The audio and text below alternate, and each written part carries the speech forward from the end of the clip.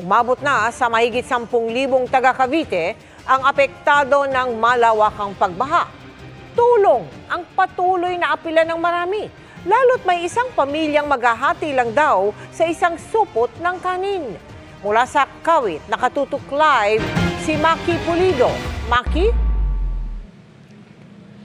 Humupa na ang baha sa maraming lugar dito sa Cavite City simula kaninang umaga, maliban na lang sa ilang lugar.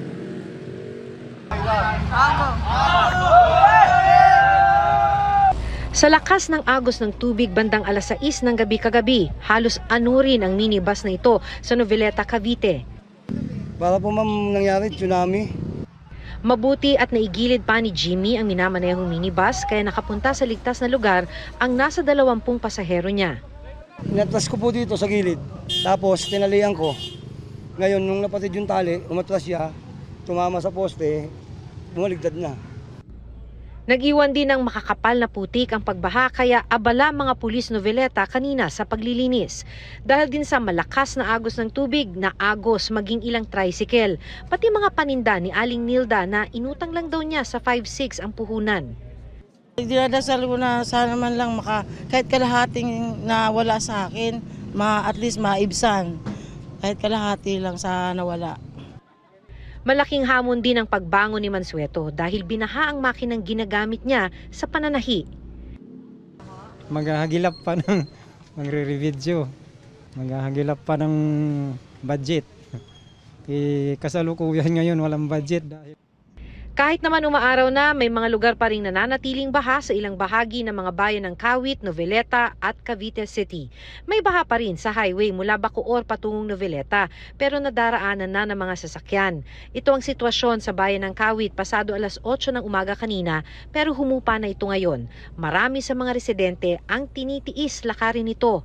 Mas mababa na raw ito dahil kagabi may mga bahaging hanggang dibdib ang taas ng lebel ng tubig.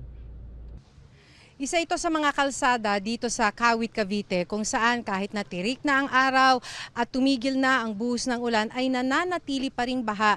Kaya yung ilan sa mga residenteng nakausap natin ay talaga namang hirap sa paglilinis ng bahay. Isa rito si Erica na tinitiis limasin ang tubig sa loob ng kanilang bahay. Kailangan matanggal po yung tubig pag natuyo. Yung mga putik, kailangan matanggal. Tapos, syempre po, sasabunin. Kung may magbigay daw ng relief goods, malaking tulong sana para maitawid ang mga susunod na araw. Pero sabi ni Aling Amelia, kung walang ibibigay na ayuda, guto mga abuti nila. Hindi pa kasi makapaghanap buhay bilang barker. Nang makausap namin siya, hawak niya ang isang supot ng kanin na tulong ng isang kaibigan.